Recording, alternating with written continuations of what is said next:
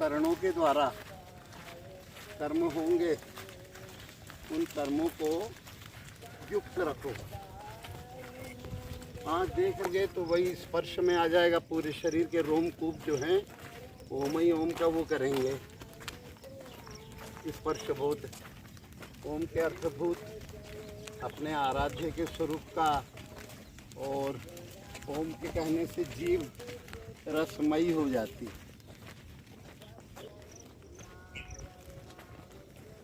और गंध जो है दिव्य गंध जो है उनका दिव्य गंध आती। अच्छा, तो युक्ताहार विहारस्य युक्त चित्तस्य कर्मसु युक्त स्वप्नाव बोधस्य योगो भवति दुःखः। दुख का हरण करने वाला कैसे? स्वप्नावबोधस्य, सब कुछ अवबोध। बोध कैसे हो? सब कुछ सपना जो जुड़ा हुआ होगा। सार दिया उन्होंने, युक्त जो जुड़ा हुआ है उसको स्वप्न जैसा अवबोध होगा। युक्त स्वप्नाव बोधस्य योगो भवति दुःखः। तो याद करो, सपने जैसे। जो सांस चली गई तो कहेगा रे मेरे साथ इसने ऐसा किया, तो मरते मरते तक लड़कों से फंसा जाएगा। मैं देखो रे ऐसा ऐसा करना, उसको सुधारना, समझे कि नहीं? पर युक्त जो है वो जानता है। युक्त स्वप्नावबोधस्य योगो भवति दुःखः। उसके लिए दुख से दुख का अभाव हो जाता है, और सुख स्वरूप आनंद स्वरूप योग उसके लिए योग हो जाता है। योग माने साधन पद, क्योंकि साधक की हर क्रिया अपने गुरु स्वरूप से जुड़ के है। ये उसका सार बताए कि भोजन विहार अन्य चेष्टाएं जो करणों के सापेक्ष हैं, वो करणों से कर्म। कर्म तो असली मन से बनता है। तो 12 ज्योतियाँ हैं, एक बार पहले बताए होंगे। जब तक आत्म तत्व रहता है तो 12 ज्योतिर्लिंगम, 10 इंद्रियां मन बुद्धि ये ज्योतिर्मय रहती हैं, अपना अपना काम करती हैं। और जब कोई शिव तत्व नहीं रहता तो ज्योति नहीं रहती, अंधकार होता है, शव रूप होता है। तो वहाँ पर ज्योतियाँ नहीं होती, ये उठ जाती। तो आपकी आज्ञा का पालन, जो आपने कहा कि पूरा उपदेश की मनमना भव मद्भक्तो मध्याजी माम नमस्कुरु मामे वैशेषि युक्त्वैव महात्मानं मत्परायण सर्वधर्मान् परित्यज्य माम एकं शरणं व्रज अहम त्वा सर्वपापेभ्यो मोक्षयिष्यामि। मैंने सदा अपने भगवत स्वरूप से जुड़े रहना, युक्त रहना। उसको 6वें अध्याय में बड़े ही कलाकारी से युक्त। हाँ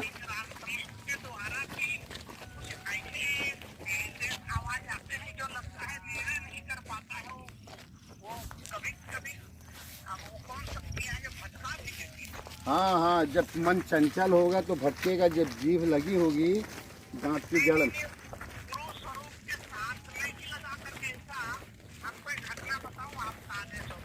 जरूर जरूर बताइए।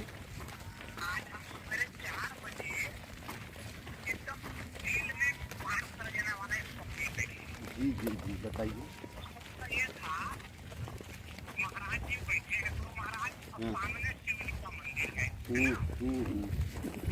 और एक 20 साल की लड़की प्रकट हो गई। अच्छा अच्छा, है ना? और बोले तुम लंगोटी लगाओ और संकल्प परिक्रमा करो और खाली अपना नाम पर चल के प्रचार। अच्छा, महाराज जी कुछ नहीं बोल रहे हैं, बैठे ही एकदम कुछ नहीं,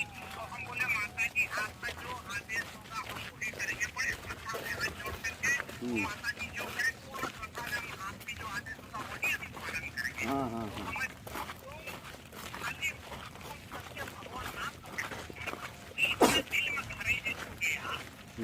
ऐसे शरीर से विचरण करने को नहीं है ये। तो लगन रूपी तुम्हारी वो लड़की है, तो लगन जो है वो ममतामयी, भगवत ममतामयी होकर के वो कहती है लंगोटी मने लगाओ। तो जो गुरु का लाल होगा, लंगोटी का सच्चा होगा, वही ना संपूर्ण होगा। गुरु का लाल और लंगोटी का सच्चा। और जो लंगोटी ढीली होगी तब तो फिर, और गुरु का लाल कहलाएगा तो वो तो सती जैसा हाल होगा कि संसार को भी सच मान रहा है और गुरु हो महाराज सच मान रहा है, और फिर संसार की सत्यता के कारण झूठो बोलत जाते गुरु महाराज। तो लंगोटी कच्ची हो गई ना। तो सती ने झूठ बोला क्योंकि संसार को सच मानती थी। तो परम सती, तो सती आए, संसार को सत्य मान रही है, इसलिए वो कौन है? सती। और जो परम सती असुराधिक नारी, वो पूर्ण सत्य संसार को मान रही है। तो पूरा दुनिया का जाल बाल जो है सिर के ऊपर धरा हुआ है। तो जालंधर नाम का राक्षस है। दुनिया का जाल बाल कहाँ रखा है? सिर पर। तो क्या हो गया? जालंधर। और क्योंकि संसार को सच मान रहे हो, तो छल करी तार्यो तासुव्रत प्रभुसुर कारज की। तो संसार की सत्यता को कैसे हटाएं? तो किसी से कहा जाए कि देख, अगर तुमको संसार के भोग राज चाहिए हैं तो तुम और अधिक 5 करोड़ नाम जपो, तो तुमको जो है, जो तुम्हारी सांसारिक आवश्यकताएं जिनकी तुम मांग कर रहे हो, ये तुम्हें मिल जाएगी। जब वो 5 करोड़ जाप करेगा, या 1 करोड़ 50 लाख, जो भी लक्ष्य दिया जाए, 24 लाख, तो जपते जपते उसका मन क्या हो जाएगा? शांत। और जब मन शांत हो गया तो जो परम सत्य बुद्धि संसार की थी वो क्या हो जाएगी? नष्ट। आ रहा है समझ में? तो दुनिया का, हाँ, तो जब परम सती जो है वो संसार का जो नाम जप करते करते, या तो उसने वासनावश, पर अब वो चित्त एकाग्रता आने लगी नाम जप से, तो उस एकाग्रता के कारण संसार उसे सपने जैसा लगने लगेगा नाम जप के कारण। और उसके कारण वो फिर वो था ना राक्षस, कौन? जालंधर। तो दुनिया का जाल बाल, अरे कहीं दुनिया का जाल बाल हम कहा को, ये तो सपना है, तो उतार के माए फेंक दिया। तो फिर वो वृंदा हो गई, भगवान के मूड़े चढ़ गई वो। जिसने ऐसा जाप किया ना, उस वो वृत्ति संत सुमति तीय। तो संतों की सुमति जो है वही उनकी स्त्री है। संत सुमति तीय नहीं है, वो रामायण नहीं पढ़े? हमें याद नहीं है, लेकिन हाँ, तो संत सुमति, संतों की जो शुद्ध बुद्धि है वो उनकी क्या है? स्त्री है, तीय। सुभग श्रृंगारु क्या है? रामचरित चिंतामणि चारु। तो सुंदर रामचरित्र मानस जो है, ये वो उस स्त्री का, जो संतों की स्त्री शुद्ध बुद्धि है, तो शुद्ध बुद्धि जो है यही स्त्री कहलाती है। शंकर शमम करोति से शंकर। और इसका अर्थ अब आध्यात्मिक लो, तो अगर बाहर घूम घूम के किसका प्रचार करोगे भाई? दिक्कत ये, अब जो दुनिया में तो सब लोग कोई नाम नहीं, वो तो कहेंगे बाबा कंचन लाओ, कामनी लाओ, कीर्ति लाओ, हमें खूब नाम हो जाए हमारा दुनिया। हाँ तो, हाँ तो वो जो दुनिया मांग रही है, तो तुम नाम प्रचार करके का उखाड़ ले हो भाई? तो वो तो तुम्हारी लगन है। तो लगन ही वहाँ पर श्रद्धा बुद्धि की, तो वो खड़ी है। तो वो कह रही है कि खूब नाम जप करो, घूम घूम के करो, माने शरीर का कोई हिस्सा बाकी न बचे। नक से शिक तक ओम ओम ओम कहते हुए कोई अंग प्रत्यंग घूम घूम के करो। नक से शिक तक जाओ, शिक से नक तक आओ। समझे कि नहीं? अब कैसे जाते हैं? जैसे वो जो पैर का तलुआ नहीं, ऊपर ही से लेते हैं। तो दोनों पैर के नखूनों से लिया, उधर से थोड़ा एक एक पैर खिसकते आए ओम ओम कहते हुए, फिर पंजे और पैर के जोड़ पर आ गए दोनों गांठों में, वहाँ ओम ओम कहे। फिर पैरों के सहारे चढ़ने लगे, तो पिड़ुरी विड़ुरी होते हुए सामने तरफ से, तो सामने सामने से चढ़ना है जहाँ बाल होते हैं।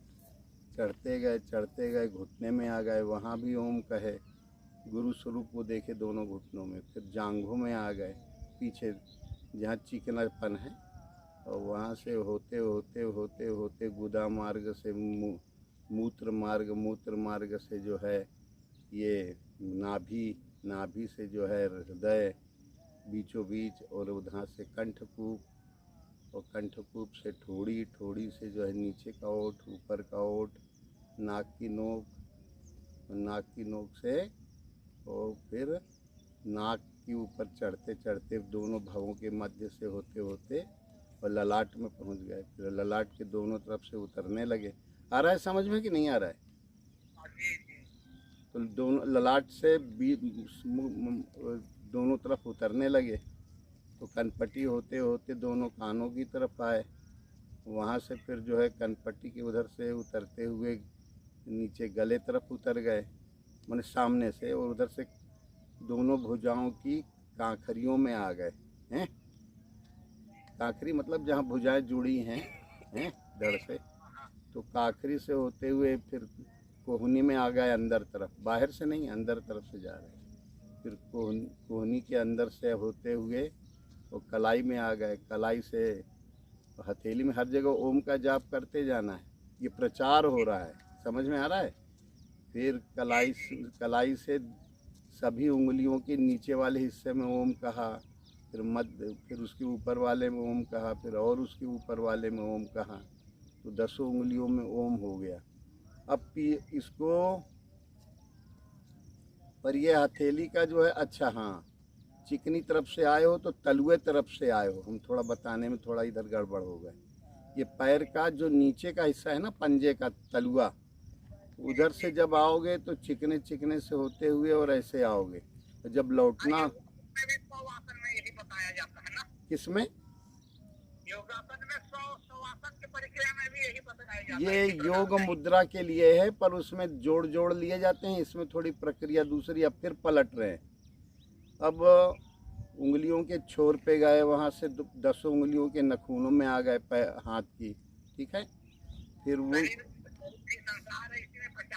हाँ, फिर वो उंगलियों से होते होते उल्टी तरफ से कलाई में आ गए, कलाई से कोहनी, कोहनी से कंधे, कंधे से फिर जो है फिर चढ़े गर्दन तरफ से, गले तरफ से नहीं, तो दोनों कानों के पीछे से किनारे किनारे होते हुए सिर के ऊपर बीचों बीच पहुंच गए, माने ललाट के जो बिंदु से इधर पलटे थे, फिर उधर से पलटते बीचों बीच आते गए, तो शिखा बीचों बीच आ गए जहाँ बच्चों का डब करता है, फिर शिखा वाली जगह आ गए, फिर गर्दन के बीचों बीच उतरते गए पीठ तरफ से, तो उतरते विशुद्ध चक्र, अनाहत चक्र, मणिपुर चक्र, वहाँ से फिर जो है स्वाधिष्ठान पीछे रीढ़ की हड्डी से लगा हुआ, और फिर मूलाधार, फिर वहाँ से दोनों पोंदों में आ गए, फिर सामने तरफ घुटनों तरफ आ गए, फिर घुटनों से पहले अंदर तरफ से गए थे, फिर अब बाहर तरफ से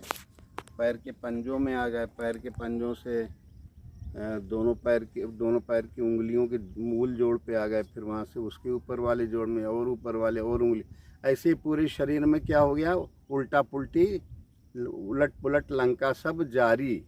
तो लंका शरीर की आसक्ति का नाम लंका है, और जब इस तरह करते हो तो पूरा शरीर गायब हो जाता है। तो पूरे धरणी का एक ही लेखा जो अंदर सो, इस तरह नाम का प्रचार करो पूरे शरीर में। आ गया, समाधान हो गया? हाँ, एकदम सही थ्योरी।